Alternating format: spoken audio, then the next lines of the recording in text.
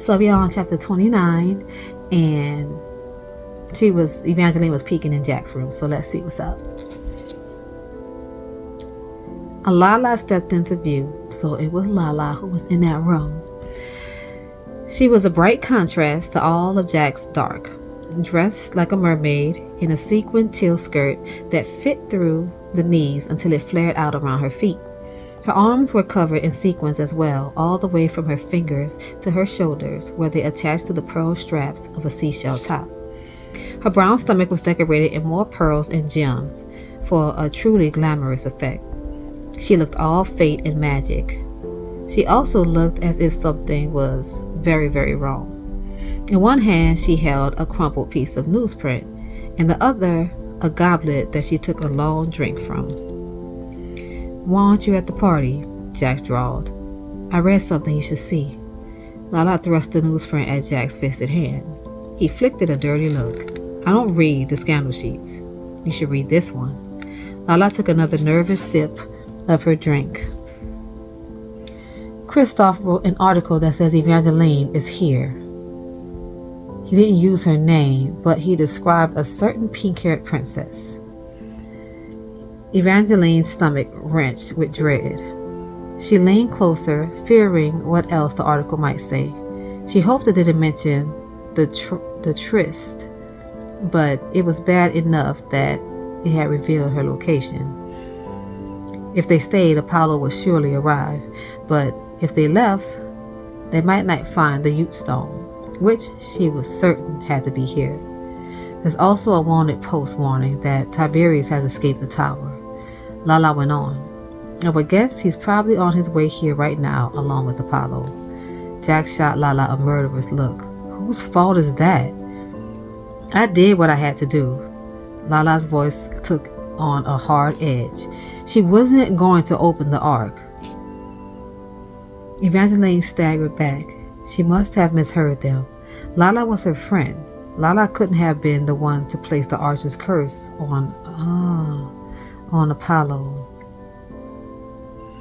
But Lala had told Evangeline to open the ark, and Jax had asked Lala to break the spell on Apollo. Maybe this was why, because Lala was the one who cast it. Evangeline looked down at her fox girl costume. Perhaps it hadn't been by chance that Lala had given her this gown. Maybe it had been an intentional push. She didn't want to believe that Lala would betray her. Then she remembered the day she visited Lala's flat. At one point, Lala had taken Evangeline's hand and spoken words of gibberish. Evangeline had thought it was the story curse, garbling her speech. But what if that was when Lala had cursed her and Apollo? Evangeline watched through the cracked door as Jax turned and faced the fire. For a second, all Evangeline could see was the angry roll of his shoulders as he spoke into the flames. "If she dies, it's your fault. She won't die if you get her out of here now." Lala finished off her glass of wine. "Can you keep her safe?" Jack shot her a glare. "Don't look at me like that. I saw the way you looked when you arrived here with your arm around her shoulders." "How did I look?" "Like you would kill for her." "I would kill for a lot of things." "Just be sure you don't kill her," Lala said. "I've also seen the way you two look at each other. Last night when I walked into the dining hall, I was half terrified you were going to kiss her in the middle of the party. I thought you knew me better than that." Jack's glare slowly dissolved into a smile, and then his eyes flashed with the same primal look he'd given Evangeline last night. "I'm just giving her what she wants, but don't worry, she is not what I want. All I want is for her to find the stones." "And you think I'm cruel?"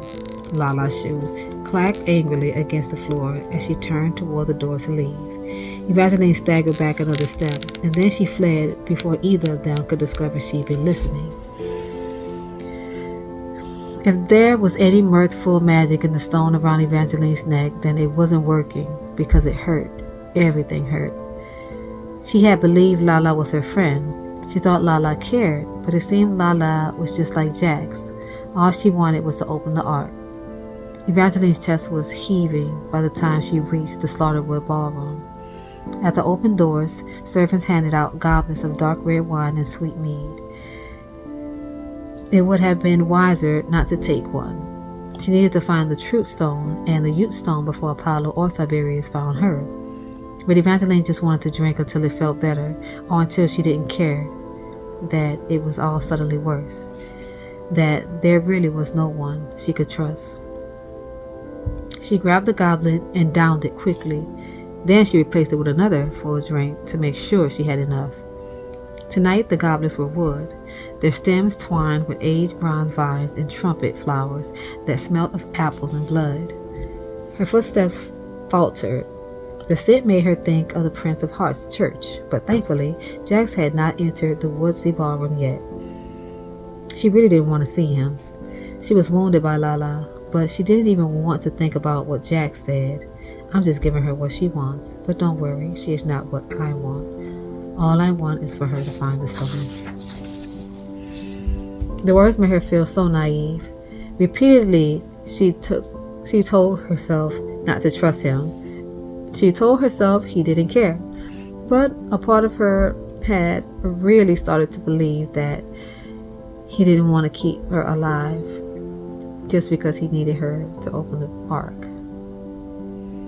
Even now, after hearing him tell Lala he didn't care, that he didn't want her, that killing her wasn't a risk because he was only pretending to be attracted to her, she still wanted to think he was lying. I would too, honestly. Evangeline took another deep drink from her goblet and wove her way deeper into the costume crush, determined to disappear in it.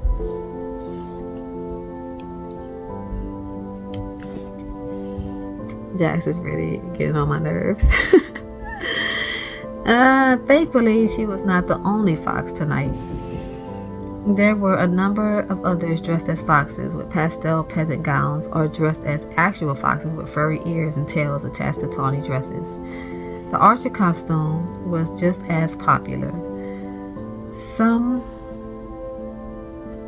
of the other couples Evangeline didn't as easily recognize, but she saw a number of Honoras and Wulfrics, Vengeances and Glendoras, mermaids and a few mermen, along with captive sailors in billowing shirts who looked as if they'd been plucked straight from carvings of the gateway arc of the north to the north.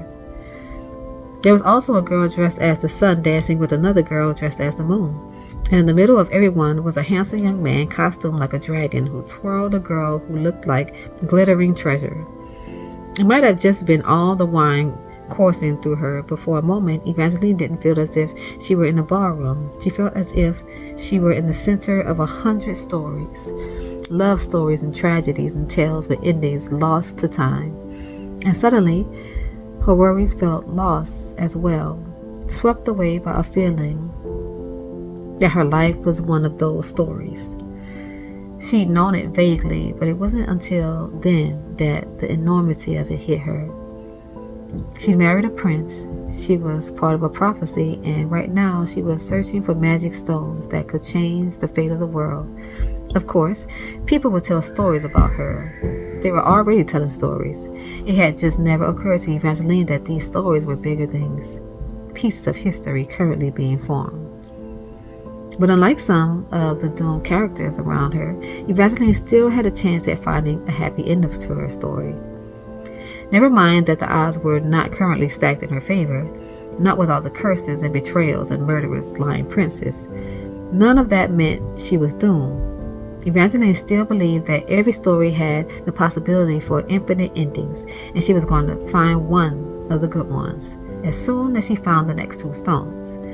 Excited sounds wove through the ballroom.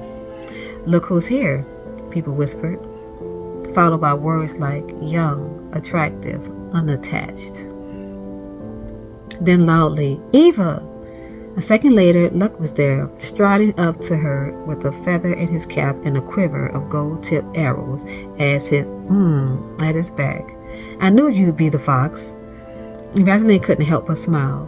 Luck was, of course, dressed as the archer, a gesture that she'd have found terribly romantic months ago, and a part of her still had to concede it was very sweet of Luck. Even though Luck had been cursed by Marisol, turned to stone by Jax, and then transformed into a vampire, he still held on to some of his humanity, unlike Jax. Unlike Jax.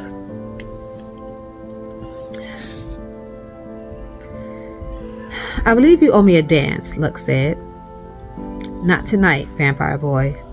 Evangeline stiffened at the sound of Jack's low voice. Then she shivered as he stepped into view, looking like an angel of death with the sword still strapped to his back.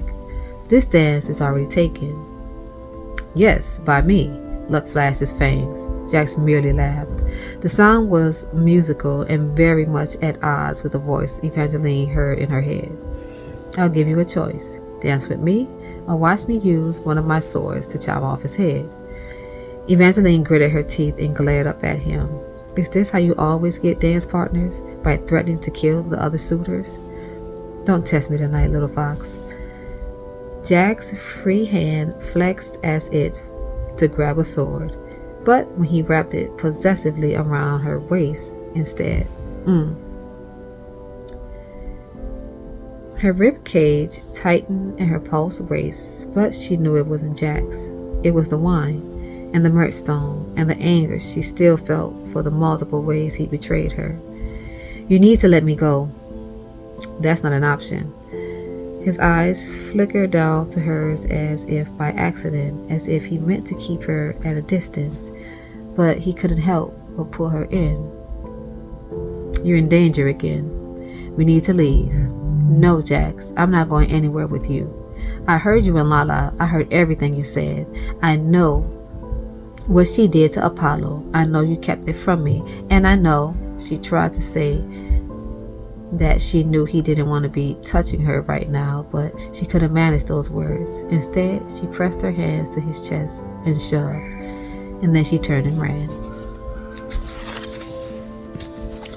This is really starting to stress me out. Like, for real. Because, whatever. Now, a big part of me think Jax is lying. I don't know. He could be lying. He could be telling the truth. I'm not quite sure. But, for the most part, I don't know. Until next time, good night.